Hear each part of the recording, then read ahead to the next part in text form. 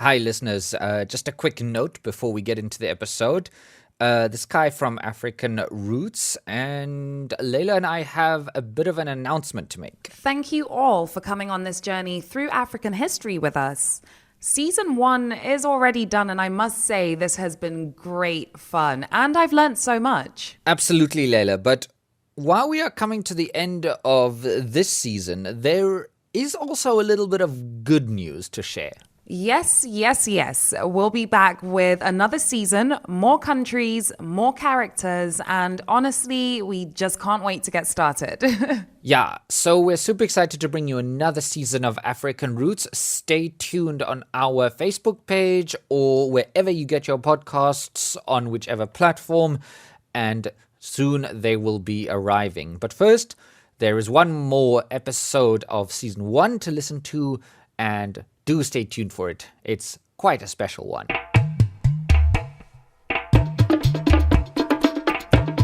Welcome to African Roots, brought to you by DW. In this podcast series, we discover how individuals from across Africa shaped the continent. I'm Cai Nebe. And I'm Laila Johnson-Salami.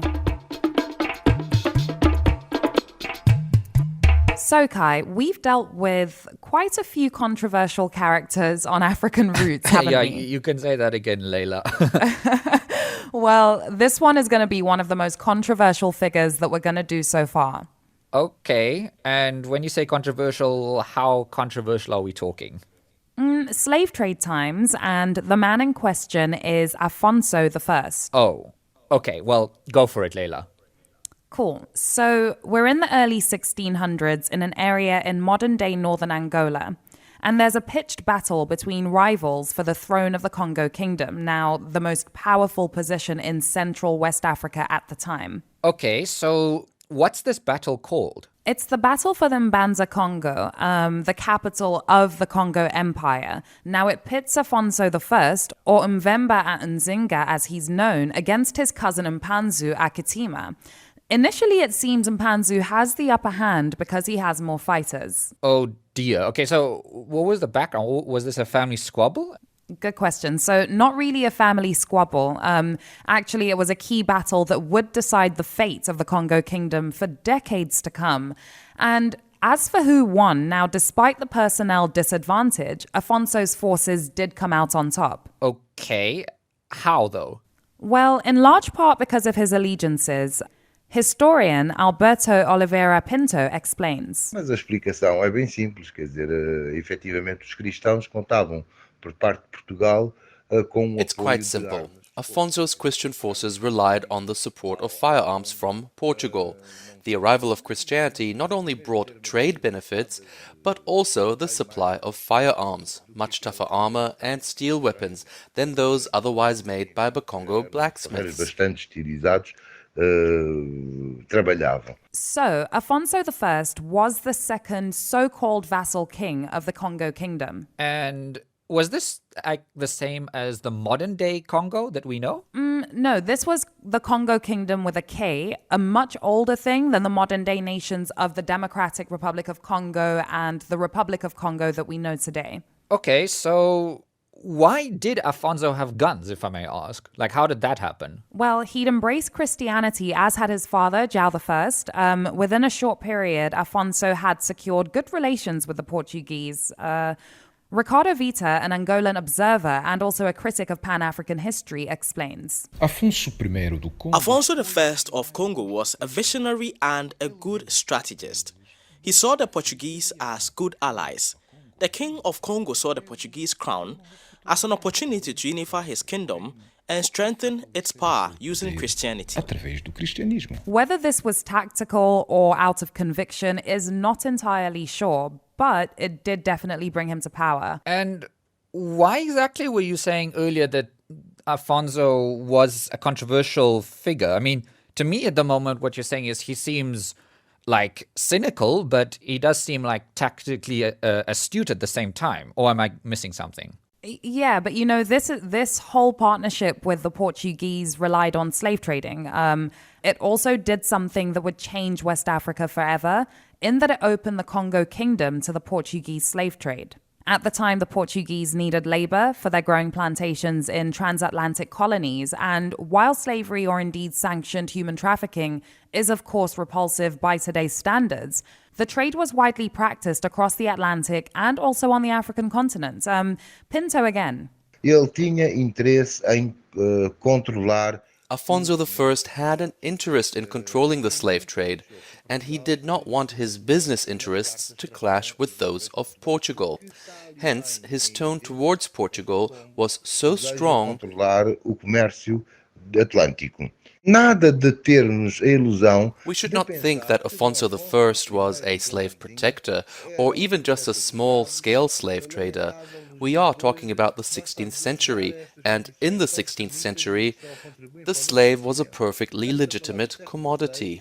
E no século XVI, o escravo é uma mercadoria perfeitamente legítima. Okay, I mean, any way you put it, it still sounds terrible, but was Afonso the First actually doing a deal to save his own legitimacy here?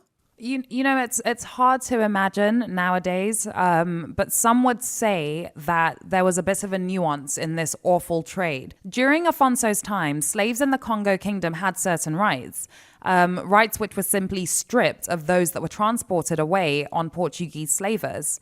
Ricardo Vita explains. A escravatura no Reino do Congo tinha uma outra definição jurídica. Slavery in the Kingdom of Congo had another legal definition.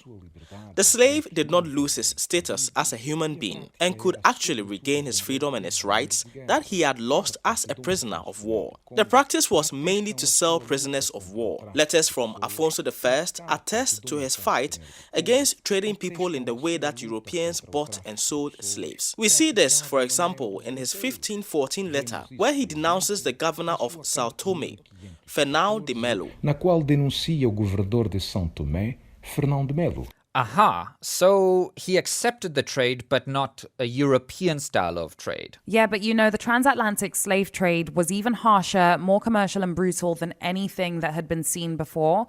Sugarcane plantations on the island of São Tomé and those further afield in Brazil demanded an endless labor force, and it was backbreaking work, you know? So basically it seems that Afonso opened the door to slavery here in the Kongo Kingdom, but then did it actually continue being an important source of slaves? Well, over the course of history until the 1850s, almost 5 million slaves were transported to Brazil from Africa, and a significant majority would come from the port of Luanda in today's Angola. Oh my God, that's mind-boggling. That's like the population of entire countries. And, you know, the Portuguese plantation owners, their greed for slaves was pretty much insatiable. But equally important was the desire for Portuguese goods among Congolese traders. And, you know, this vicious cycle meant that, you know, a lot of young people were captured, and pretty soon it wasn't just prisoners of war who were sold into slavery. In fact, special slaving missions set out specifically to catch human cargo. Oh my goodness. And where did King Afonso stand in all of this? Well, despite his actions actually opening the door, I mean, he literally opened the door for Portuguese slaving in the Kongo Kingdom. But despite that, King Afonso the First did act against it. That's according to historian Alberto Pinto. Em 1519, 1520... In 1519 or 1520, Afonso wrote to the King of Portugal, Manuel I, demanding that Portuguese traders operating from Portugal or São Tomé desist from abusing populations in the Kongo Kingdom. He pressured the King of Portugal to issue a charter to prohibit trading in Congo by non-state Portuguese ships. Por parte de navios portugueses que não sejam do Estado. But by this time, it was a little too late. Afonso suffered a setback when Portuguese King Manuel died in 1521. And 5 years later, in 1526, Afonso wrote a now famous letter decrying the population of his country and expressing a wish to end the Angolan slave trade. When you say depopulation, you meaning sort of there weren't any people left? Like, was it that bad? Yeah, pretty much. You know, Cai, the slave trade fundamentally changed the population makeup of the kingdoms and the dynasties that participated in it. And, You know, consider this. Populations were generally significantly lower then, right?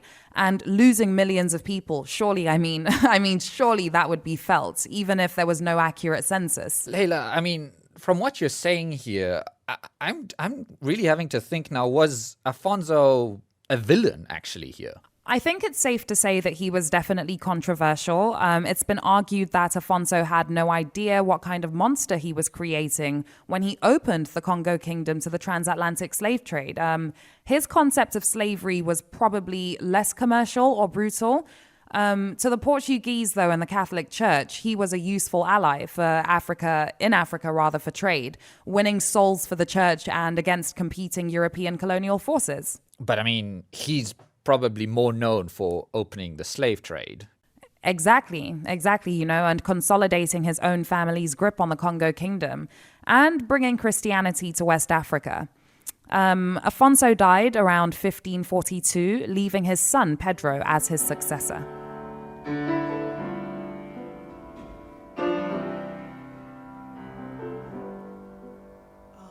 Amazing grace, how sweet the sound that saved a wretch. We'll take a short break, and when we come back, we'll move on in history to meet a slave who almost literally turned his fate around. DW African Roots. Find new African Roots episodes on dw.com/African Roots, Spotify, iTunes, and wherever you get your podcasts. Well, Laila, I'll be honest with you. I'm still recovering from that story of King Afonso. I find it so moving for a number of reasons. No, honestly, Kai, I get you on that. It's quite a harrowing story. Not so much for him, but the pain that it wrought on the continent. Effects that are still, of course, felt today. Yeah, and actually, this was also the slave trade affected. We talk about millions of people. We always talk about the amount of people, but it also affected each and every single individual. And I'd actually like to introduce you to someone who was pretty much on the receiving end of the slave trade, not quite in the same region and not exactly by the same, not affected directly by the actions of Afonso, but certainly part of the slave trade. Okay, let's go for it. Well, we're back in 1839, about 300 years after King Afonso, and in today's Sierra Leone. 1839, so that's actually quite far from Afonso's Kongo Kingdom. Yeah, you could say that, but it's also a testament to how long-term and wide-reaching the blight of slavery was. Anyway, I want to talk about a man called Sengbe Pieh. And he's a farmer. He's out farming rice. He's about 25 years old. And suddenly raiders come onto his patch and kidnap him. He's a married man with children, and now he's allegedly sold into slavery to pay a debt. Oh, gosh. So Sengbe Pieh is sold to a Spanish slaver in 1839. Obviously, there were quite a few countries that were actually involved in the slave trade, but this happened to be a Spanish one. Yeah, but wait a second. 1839, wasn't the slave trade starting to become illegal in certain parts of the world? Well, you do have a point there, and let's just say kind of. See, Britain had outlawed the trade of slaves in 1807 already as part of the abolitionist movement. But this did not actually prohibit the practice of slavery, and it did little to stop it in other regions like South America, the United States, or in overseas possessions of European countries, or even the British Empire's own colonies. So they'd outlawed it, but they weren't really in a position to enforce it. So one of those situations where the law basically isn't that effective. Well, actually, at the start, not, but it became effective because the British Royal Navy controlled the seas. For example, the British Royal Navy, which allowed Britain to have so many colonies, was by far the strongest navy out on the seas. And from 1808, they began the African blockade. And through a web of diplomacy and, Royal Navy warship presence, Britain managed to stem the trade of slaves from Africa and protect the African coastline from slave traders, basically from other countries. And in fact, slavery was completely abolished in the British Transatlantic Empire in 1833. Interesting. And what about Sengbe Pieh? Well, like you point out, none of this actually helped Sengbe Pieh. His Spanish slavers actually managed to evade the Royal Navy's West Africa Squadron, and he was shipped to Havana in Cuba. From there, Sengbe Pieh was sold off and herded onto yet another ship known as La Amistad. Amistad sounds familiar. Yes, and on this ship, the Amistad, the slaves were headed for sugar plantations. But at sea, and this is where the story gets quite crazy, Sengbe Pieh managed to unchain himself and free other slaves on the ship. Amistad, now I remember. It's the name of a movie. Yes, you're right. That's also how I first heard about it, the Amistad. And it is, in fact, a movie. And a lot of it revolves around this man, Sengbe Pieh. Before his capture, he was the son of a local Mende chief in Sierra Leone. He was a married man. He had 2 daughters. He was a normal person, But according to paintings and records that exist, Sengbe Pieh was this tall, handsome man with a well-built body structure, which of course made him, an ideal hero, but also in the eyes of slavers, an ideal slave, I guess. Yeah, I mean, I'm shaking my head a bit because that's the first thing that came to mind. The descriptions of him and knowing how things were from what we've read in history about things back then. It's kind of like you're describing what would have been depicted to them as, the perfect slave. Yes, in terms Which of... doesn't even sound right coming out of me, but you know what I mean. Yeah, and as fate would have it, Sengbe Pieh would never actually set on a plantation as a slave. So after freeing himself on the Amistad, he mobilized the other African slaves on board, and together they carried out a revolt with nothing but sugarcane knives that Sengbe Pieh had found on the ship. Now, I know one could argue that, on these ships, well, obviously the people there are outnumbering the crew, but that was a huge step to take at that point. No, that was a huge step to take. I'm interested. What did they do? Sengbe Pieh and the other captives managed to overpower the captain and the crew and ordered the ship to turn around and go back to Africa. However, the captain tricked them and tried to steer the Amistad back to Cuba. Well, you know what? Good on them for putting up that fight. But wouldn't they have also realized that, the captain wasn't leading them back to Africa and they were going somewhere else?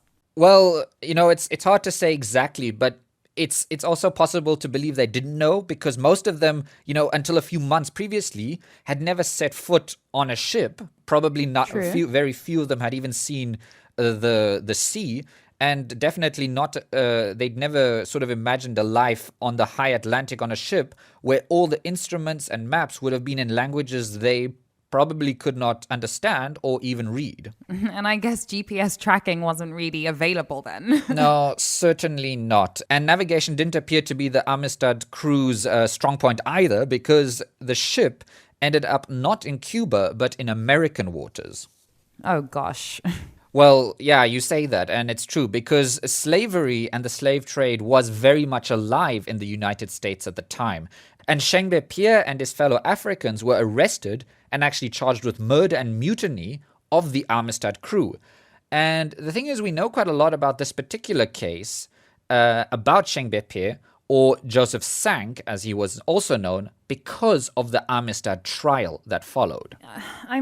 Surely everyone could see that they were fighting for their freedom. I ask that knowing that, of course, that wasn't necessarily the case back then, but come on. Yes, and it does seem pretty obvious, but that's also not what the remaining Spanish crew said. They claimed instead that Sengbe Pieh and the other Mende men on board were all born in Cuba, and therefore legal property. They omitted the part about the slaves only being captured in 1839, by which time the West African slavery was fully outlawed. Still, and this is what I find pretty crazy, Laila, it took 2 years before Sengbe Pieh and the others were set free, thanks mainly to Pieh's touching testimony, the intervention of American abolitionists, and former American President John Quincy Adams. The court ruled that the Mende were within their right to mutiny and fight for their freedom after being illegally sold into slavery. And now it's just crazy that this came down to such a, technicality almost. Yeah, no, you're right. And the Amistad story is really one of resistance then. Yeah, you could definitely say so. But it was also a significant date in the abolition of slavery movement. In early January 1842, almost 3 years after Sengbe Pieh's capture, a group of 35 surviving captives made their voyage back to Sierra Leone. And his act of bravery and defiance became, a defining moment in history, which is according to Joe A.D. Ali, a historian at the University of Sierra Leone. Today, people start talking about human rights charter, the United Nations. Sengbe Pieh and others started that a long, long time ago, long before people really began to talk about human rights. People began to talk about the evils of slavery and the right to self-emancipation. That's one of his most important legacies. And despite his historical impact and legacy, Sengbe Pieh's resting place, or final resting place, is still a matter of contention. He is believed to have died in 1879 in Bonte, which is south of Freetown in Sierra Leone. He was buried in the Poro bush in Bonte, and it's a secluded place. Some efforts are being made to really locate his exact burial place, and if ceremonies could be performed. Now, unfortunately, Laila, much is still unknown about the role of Bonte Island in the history of the slave trade. Sengbe Pieh was born there and returned there in his later years. But quite what he did there is actually a mystery. It's believed he did missionary work. Others say he became a trader or was even involved in the slave trade himself, though there is no evidence to support this. Yeah, that would have been a plot twist. Yes, it certainly would have been a plot twist. So little is known about Sengbe Pieh's later life then. Yes, at least in terms of what we describe as, historical record. But in the memory of Sierra Leoneans, he is celebrated. School children are taught about Sengbe Pieh's bravery. The 10,000 leones banknote carries his portrait, and a bridge in the capital Freetown was recently named after him. Just thinking about the impacts of both Sengbe Pieh and Afonso the First, would it be wrong to say they were both victims of the slave trade in different ways? And I know this is going to sound very controversial. With Sengbe Pieh, the case is very obvious. But with Afonso, it's as though he unwittingly doomed his entire country. Yeah, certainly. And while human trafficking continues to this day in different forms, few systematic efforts at human trafficking or slavery have ever had such a vast impact on the victim populations as the African transatlantic slave trade. And Sengbe Pieh was just one of an estimated 15 million Africans sold into slavery for labor across the Atlantic. I must say, the story of Afonso too, though, was not necessarily unique. Many African chiefs and leaders were forced to engage in slaving to protect their own people. Obviously, for some, it was a quick way to gain European weapons and power. But I think the roles of victims versus perpetrators is complicated rather than simplified when one thinks of people like Afonso the First. I mean, to me, it's just whenever we have a story exactly like this, it just shows, what kind of planet it must have been where one could enslave so many millions of people, rob them of their freedom with no regard for their humanity.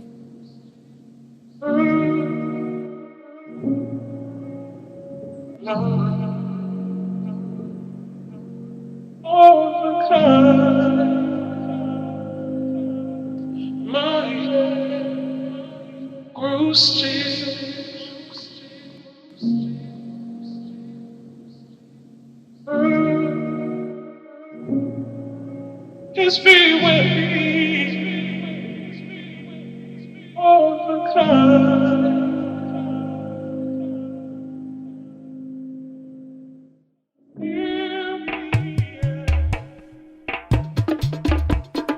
That's where we're going to have to leave things for today. African Roots is a cooperation between DW and the Gerda Henkel Foundation. Special thanks to our producers, Philip Zadner, and our voiceover artists. Contributions by Carla Fernandez and Murtala Kamara. I'm Laila Johnson-Salami. And I'm Cai Nebe. Bye for now.